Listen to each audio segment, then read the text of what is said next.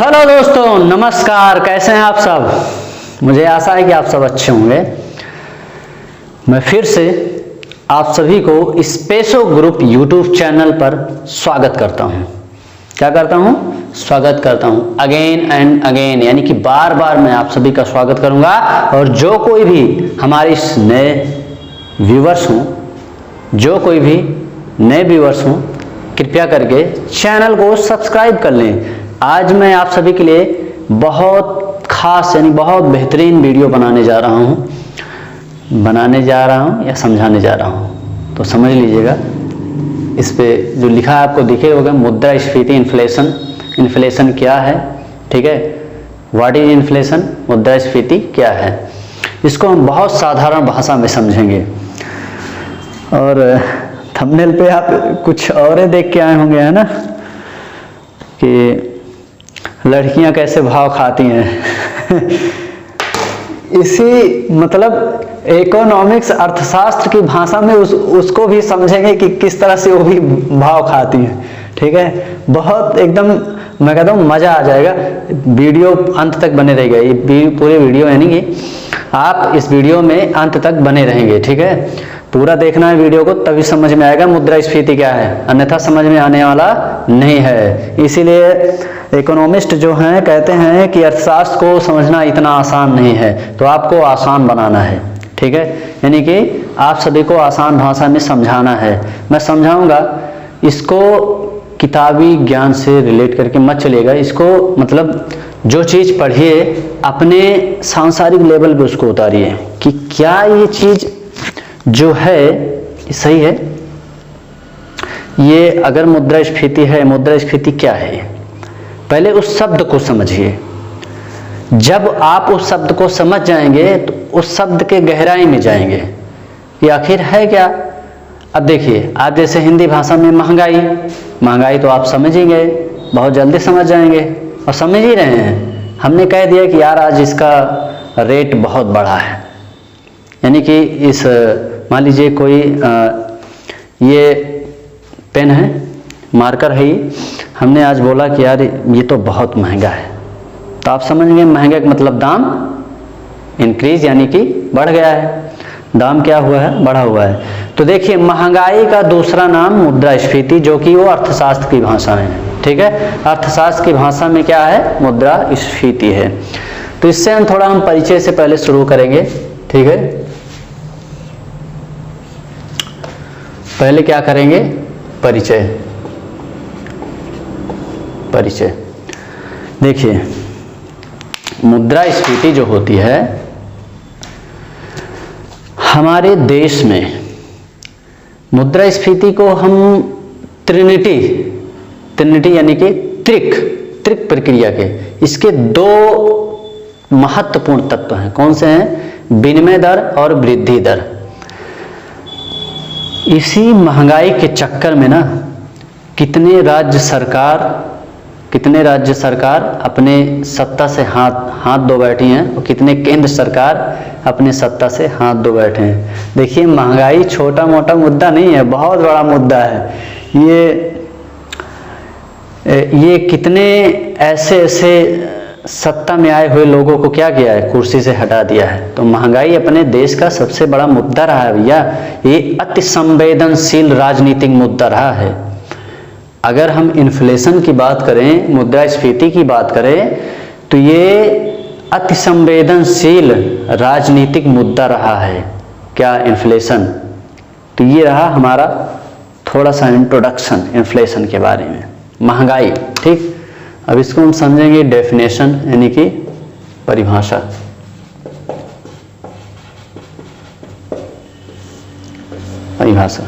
देखिए, एकदम साधारण से समझिएगा। किसी वस्तु की कीमतों में वृद्धि, किसी वस्तु की कीमत में वृद्धि, वस्तुओं की कीमत में सतत वृद्धि,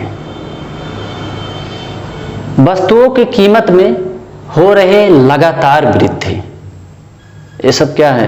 एक हिसाब से समझ लीजिए हेडिंग। बीकॉम वाले तो बहुत इसको गहराई से समझिएगा, क्योंकि ये सब आपके हेडिंग्स बनते जा रहे हैं, ठीक है। और जो कंपटीशन लेवल के, इसको थोड़ा डिटेल्स में आप समझिए। ऑब्जेक्टिव पे आप कभी फोकस मत करिए। ऑब्जेक्टिव क्या है, अगर हम डिटेल्स में पढ़े हैं तो ऑब्जेक्टिव ऑटोमेटिक आएगा हमको।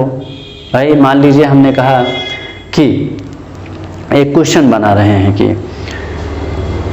कीमतों में हो रहे लगातार वृद्धि इन्फ्लेशन है या नहीं है, तो आप क्या कहेंगे? यही सब ऑब्जेक्टिव है। अगर आप पढ़े हैं डिटेल्स में तो आपको ऑब्जेक्टिव पढ़ने की जरूरत नहीं है, ठीक है।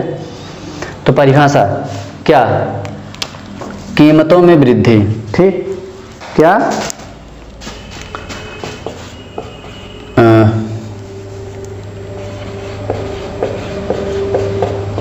कीमतों में वृद्धि,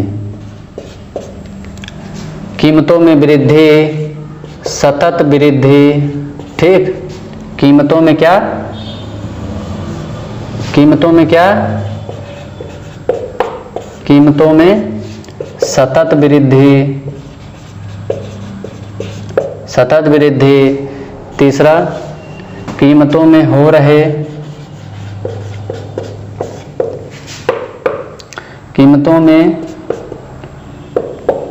हो रहे लगातार वृद्धि। ये सब क्या है? आपके परिभाषा है, आपके परिभाषा है। देखिए महंगाई तो एक है ना, महंगाई शब्द एक ही है ना। वैसे इन्फ्लेशन अर्थशास्त्र की भाषा में मुद्रास्फीति एक ही ना। अब इसके दो रूप हैं, इसके दो रूप हैं। मुद्रास्फीति के दो रूप हैं, इसको आप नोट कर लीजिएगा, ठीक है। जल्दी जल्दी नोट कर लीजिए। मुद्रास्फीति के नोट कर लो।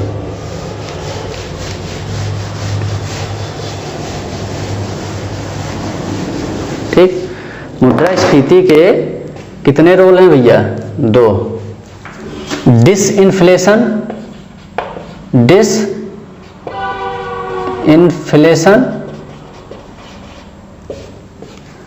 और de inflation, deflation, deflation. Disinflation, disinflation अस्फीति, क्या है ये? अस्फीति। डिफ्लेशन, डिफ्लेशन अस्फीति, ये अपस्फीति। क्या है? अपस्फीति।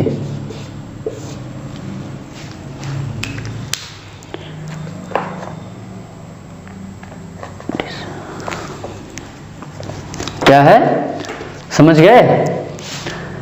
डिसइन्फ्लेशन अस्फीति, डिफ्लेशन अपस्फीति। देखिए आप कीवर्ड पकड़ना सीखिए। कीवर्ड अस्फीति, यानी कि डिस डिस डिस डिस क्या लगा रखा है इसमें? Dis dis dis dish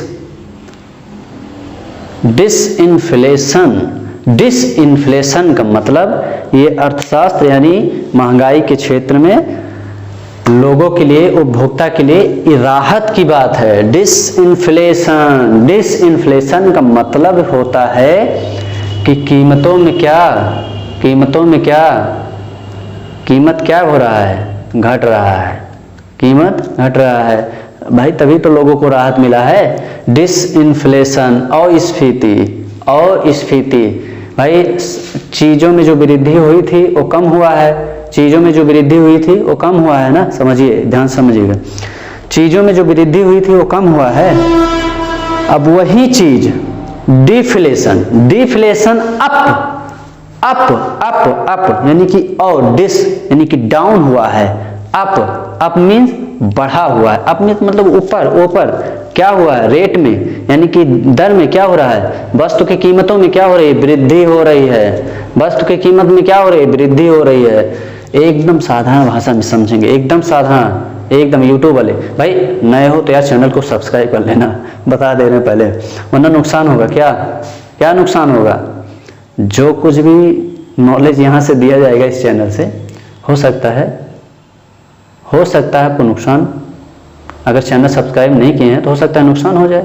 channel subscribe करिएगा और बेल आइकन को प्रेस करके रखिएगा, ताकि जितनी भी वीडियो अपलोड हो फटाक से नोटिफिकेशन के जरिए आपके मोबाइल में ton ton ton ton, पेशो group वाला कोई वीडियो अपलोड किया है जल्दी से जाके देख लो, ठीक है। तो चैनल को सब्सक्राइब करके रखिएगा और बेल आइकन को प्रेस करके रखिएगा। हाँ तो चलिए क्या बता रहे थे? अस्फीति डाउन हुआ है। क्या हुआ है? रेट डाउन हुआ है, हमको थोड़ा राहत मिला है। और इसमें क्या हुआ है? अपस्फीति भाई बढ़ा है, इन्फ्लेशन बढ़ा है, ठीक है। मुद्रास्फीति में दाम में क्या हो रहा है? बढ़ोतरी हो रखा है, दाम में क्या बढ़ोतरी हो रही है, लगातार हो रही वृद्धि, सतत वृद्धि अचानक से, ठीक। ये सारी चीजें क्या है? इन्फ्लेशन में दाम यानी महंगाई बढ़ रही है, महंगाई बढ़ रही है। अपस्फीति महंगाई बढ़ रही है, अपस्फीति महंगाई बढ़ रही है, अस्फीति महंगाई कम हो रही है। इसको नोट करिएगा यार, बहुत एकदम साधारण भाषा है, नोट कर लीजिए। नोट कर लिए? देखिए अपने को कॉन्सेप्ट क्लियर करना है, अपने को कॉन्सेप्ट क्लियर करना है, फैक्ट नहीं तैयार करना है। कॉन्सेप्ट क्लियर रहेगा ना, फैक्ट ऑटोमेटिक जहन में उतर जाएगा, दिक्कत मत लेना। यहाँ से जो कुछ भी पढ़ोगे एकदम ऑथेंटिक चीज मिलेगा आपको, ठीक है। कहीं भी आप चले जाइएगा, नहीं मैं इतना साधारण भाषा में आपको बताऊंगा। चलिए अब मुद्रास्फीति क्यों होती है, इसके पीछे का कारण हम समझते हैं। मुद्रास्फीति क्यों होती है, इसको दो तरीके से हम समझते हैं। मुद्रास्फीति क्यों होती है? मुद्रास्फीति क्यों होती है? क्यों होती है मुद्रास्फीति? क्यों होती है? हम दो तरीके से समझेंगे भाई। मुद्रास्फीति क्यों होती है, दो तरीके से समझेंगे, ठीक है। पहला, मांग जनित नियम।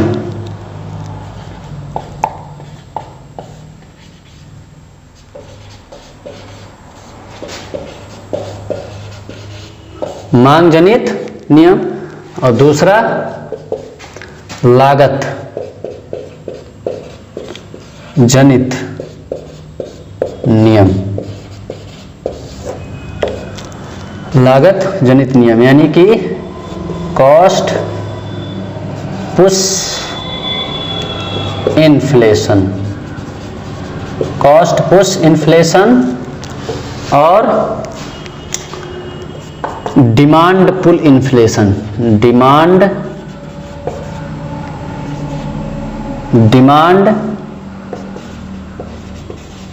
पुल इन्फ्लेशन,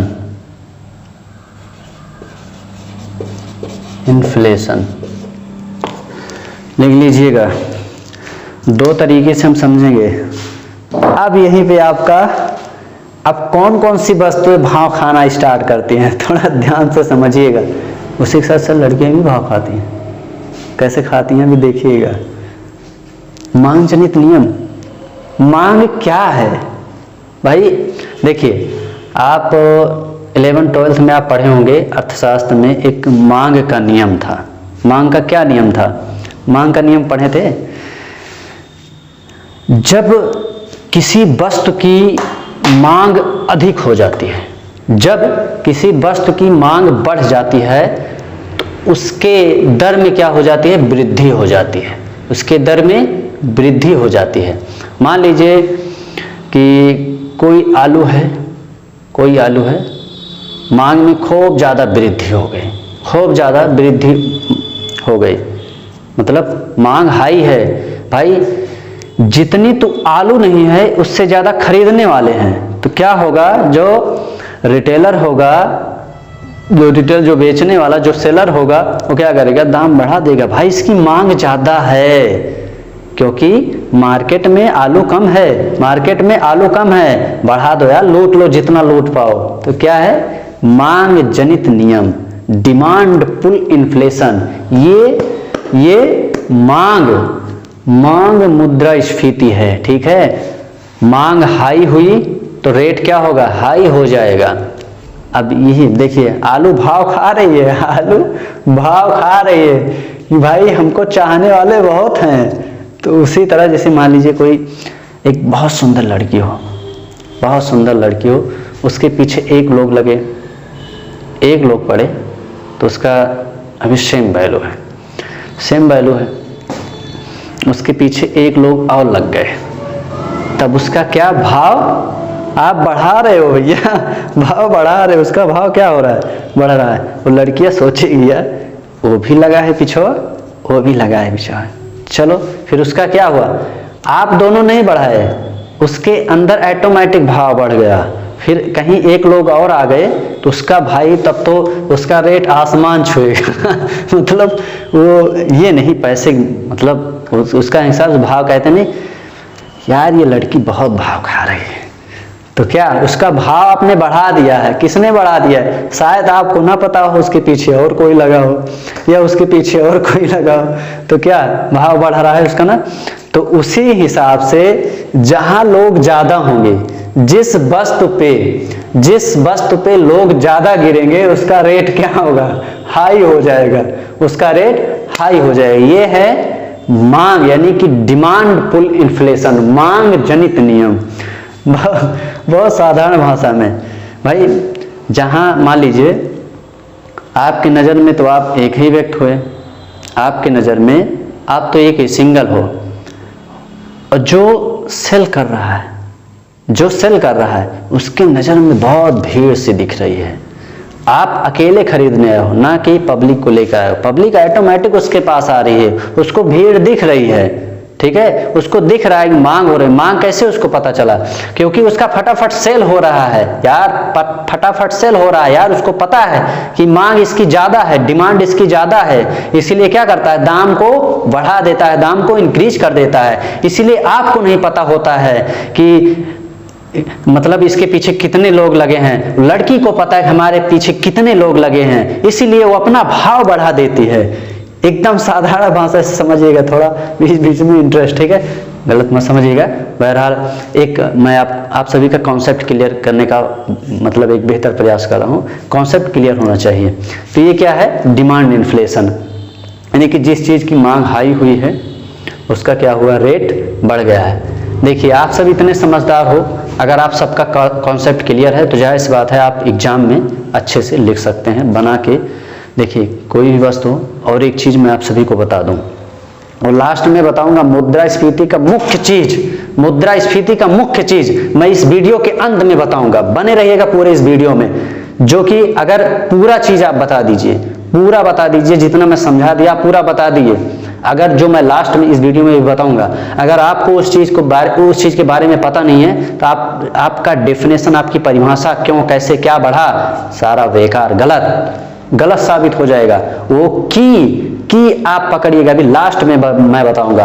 अब क्या है, लागत जनित नियम, cost push inflation, cost push inflation, लागत जनित नियम। देखिए कॉस्ट, लागत कहाँ लगी, मान लीजिए हम आलू बोने जा रहे हैं, ठीक, खेत में इसको लगाने जा रहे हैं, टमाटर हुआ, भिंडी हुआ, चावल हुआ, गेहूं हुआ, ये सारी चीज़ें क्या खेत में हम पहले इसको बीज लेके आएंगे, बीज लाने गए, उसमें क्या हुआ भाई, लागतें में पहले लग गया, हम कुछ उसको लगाने के लिए, धान लगाने के लिए लेके गए, बीज लाने गए, वहाँ पे हाई रेट हमको मिला, हाई रेट में हमको मिला, ठीक है। मान लीजिए कोई जूता चप्पल लेके आए, ठीक है, कपड़ा लत्ता जितने सारे उसमें लेके आए, हम जहाँ से होलसेलर जो, यानी इसका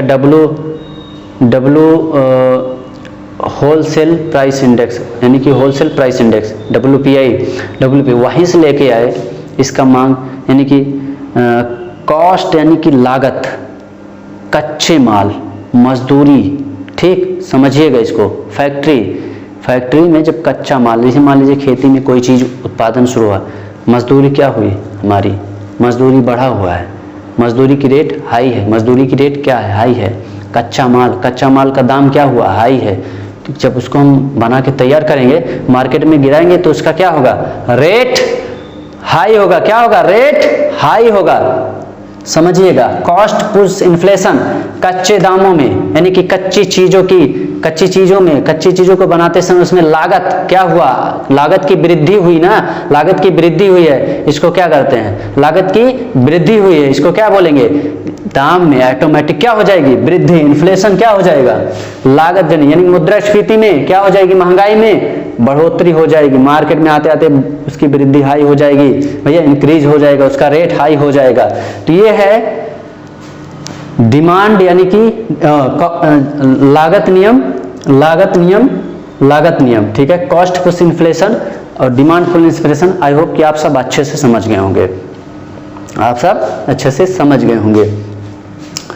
जब लागत हमारा हाई हो गया है भैया, कोई मान लीजिए हम फैक्ट्री शुरू किए हैं, उसमें सबको मान लीजिए मजदूर जो है मजदूरी करने के लिए लेके आए, उनकी मजदूरी हाई है, तो जब हम सामानवा तैयार करेंगे उसको मार्केटवा में उतारेंगे तो उसका रेटवा हाई नहीं हो जाएगा, हम हाई में बेचेंगे भाई, हमारा पीछे नुकसान हुआ तो आगे हम फायदा देंगे। अब इस चीज को देखिए, ये इस दोनों को सरकार क्या करती है भाई, इस दोनों महंगाई से बचाने के लिए सरकार क्या नियम लगाती है, डिमांड में क्या है, सरकार एक के अपील कर सकती है, ओ या हाथ जोड़ लेगी, भैया बाबू साहेब थोड़ा खाना कम कर दीजिए महाराज, अपील कर सकती है, इससे ज्यादा कुछ कर नहीं सकती है, अपील करेगी, लेकिन इससे सरकार का कोई लोग जो होंगे कोई शिकवा शिकायत कोई गिला नहीं भैया, सुनेंगे ही नहीं, वो सुनेंगे ही नहीं भाई। जिसके पास जो उपभोग यानी जिस उपभोक्ता के पास पैसा अधिक है वो उपभोग करेगा, वो पूरा करेगा, वो लेगा, वो मानने वाला नहीं है, चाहे जितना अपील करो भैया कम खाओ सामान। इससे एक ही छुटकारा हो सकता है, मान लीजिए डिमांड है, सामान उपलब्ध नहीं हो पाया है, डिमांड है, वस्तु उपलब्ध नहीं हो पाया है, तो आप एक काम कर सकते हैं, इंपोर्ट, अलग कंट्रियों से क्या कर सकते हैं, इंपोर्ट कर सकते हैं उस चीज को, जिस सामान या जिस वस्तु का मांग अधिक हो रहा है उसको इंपोर्ट करके आप उसका थोड़ा कम करा सकते हैं, कम करा सकते हैं। भाई मांग हुआ है, जिस चीज की मांग हुई, जाहिर सी बात है वो प्रोडक्ट नहीं होगा, तभी तो महंगा हो रहा है, भले मांग हो रही हो, जिसकी डिमांड बढ़ी है, मान लीजिए फॉर एग्जांपल, फिर लड़की, मान लीजिए एक लड़की है सुंदर सी है और उसके पीछे 2-4 लड़के पड़े हुए हैं, तो क्या करेगा, उसकी यानी कि क्या बोलते हैं उसका भाव अधिक है, वहीं 2-3 लड़की को और लेके चले जाओ, 2-3, तब उसका क्या होगा, भाव थोड़ा डाउन हो जाएगा, यार एक और आ गई है, यार एक और आ गई, उसका भाव डाउन हो जाएगा। यही है डिमांड मांग नियम, ये इकोनॉमिक्स, मतलब आप बेहतर इसको बना के लिखिए। आप सब तो बच्चे हैं नहीं, क्योंकि ये बच्चों वाली चीज़ है नहीं, कॉन्सेप्ट अपना क्लियर होना चाहिए बस, कॉन्सेप्ट अपना क्लियर होना चाहिए बस। और दूसरा इसमें लागत, इसमें क्या करती है, एक्साइज एंड कस्टम ड्यूटी में क्या करती है सरकार, थोड़ा डाउन कर देती है भाई, जो लागत है इसमें ताकि महंगाई ना बढ़े उसमें थोड़ा रियायत देती है, इजाफा कर देती है, ठीक है। तो इस पे सरकार भी कदम उठाती रहती है, लेकिन इसके पीछे का कारण समझना चाहिए, महंगाई आखिर क्यों बढ़ रही है, ठीक है। ये 2 चीज़ है, यही 2 चीज़ की वजह से ये 1970 यानी कि 70s के पहले मुद्रावादी स्कूल जो नहीं थे, तब भी इसी 2 बेस पे हम अपने इन्फ्लेशन मुद्रास्फीति को नापते थे, निकालते थे, समझते थे, और अब भी वही है। 70s के बाद मुद्रावादी स्कूल आने के बाद भी वही चीज है, इसी 2 हिसाब से हम समझते हैं। तो आई होप कि आप सब बहुत अच्छे से समझ गए होंगे। अब हम अंत में जो मैंने कहा था बताने के लिए आप सभी को बताने जा रहा हूँ। अगले वीडियो में, अभी मुद्रास्फीति कंप्लीट नहीं हुई, अगले वीडियो में मैं आप सभी को मुद्रास्फीति कितने प्रकार की होती है एकदम डिटेल्स में समझाएंगे। थोड़ा थोड़ा समझना है, थोड़ा थोड़ा पढ़ना है, हड़बड़ा के आगे नहीं जाना है। देखिए जो हम बताने वाले थे सो सिंपल, एकदम साधारण भाषा में। जैसे मान लीजिए एक वस्तु, मान लीजिए 1 2 3 4 5 6 7 8 9 10, कई सारे वस्तु हैं। अगर एक वस्तु का दाम बढ़ा है, एक वस्तु की दाम में वृद्धि हुई है, एक वस्तु के दाम में वृद्धि हुई है, तो क्या होगा? वो मुद्रास्फीति नहीं कहलाएगी, मुद्रास्फीति नहीं कहलाएगी। हमने परिभाषा में आपको बताया था कि कीमतों में लगातार वृद्धि, कीमतों में लगातार हो रही वृद्धि, कीमतों में सतत वृद्धि, कीमतों में सतत वृद्धि, कीमतों में वृद्धि एक वस्तु का नहीं, ऑल ओवर वस्तु का, सभी वस्तुओं में अगर वृद्धि हो रही है तो उसको क्या कहेंगे? मुद्रास्फीति बढ़ी है भैया, मुद्रास्फीति बढ़ी है। अगर सभी वस्तुओं के दाम में कमी हुई है, सभी वस्तुओं के दाम में कमी हुई है तो उसको क्या कहेंगे? मुद्रास्फीति कम हुई है, महंगाई कम हुई है। अगर दाम बढ़ा हुआ है तो महंगाई क्या कहेंगे? भैया महंगाई चरम सीमा पर है, महंगाई चरम सीमा पर, महंगाई बढ़ी है। तो ये है, अगर एक वस्तु की दाम में बढ़ोतरी हो तो वो मुद्रास्फीति की परिभाषा नहीं है, मुद्रास्फीति नहीं कहलाएगी। मुद्रास्फीति सभी दामों में हो रहे लगातार वृद्धि, सभी वस्तुओं में हो रहे लगातार वृद्धि को हम क्या कहेंगे? मुद्रास्फीति। मुझे आशा है कि आप सब इस वीडियो यानी कि आप सब इस चैप्टर को बहुत क्लियर एकदम समझ में आ गया होगा। आई होप कि मुझे पूरा विश्वास है कि आप सबका कॉन्सेप्ट क्लियर हो गया होगा। अगर जहाँ पे आपको डाउट लगे कि हाँ ये चीज़ सही नहीं है, आप कमेंट करिएगा, ठीक है? उसका हम सब विस्तार से निस्तारण करेंगे, ठीक है? अब अगले दिन हम नेक्स्ट वीडियो में नेक्स्ट टॉपिक, जैसा कि इन्फ्लेशन कितने प्रकार के होते हैं, इस पे नियंत्रण कैसे किया जाए पूर्ण रूप से, हालांकि पूर्ण रूप से होगा ही नहीं, ठीक है? इसके बढ़ोतरी में बैंक का भी इसका रोल होता है भैया। पैसवा CRR क्या है, SLR क्या है, ठीक है? इसको हम अगले वीडियो में आप सभी को बताएंगे। इससे क्यों महंगाई होता है, ठीक है? बैंक का इसमें कितना बड़ा रोल होता है, सब समझेंगे आप, एकदम कॉन्सेप्ट क्लियर कर देंगे हम आप सभी का। तो मिलेंगे नेक्स्ट वीडियो में, तब तक के लिए दीजिए हमको इजाज़त। नमस्कार, जय हिंद।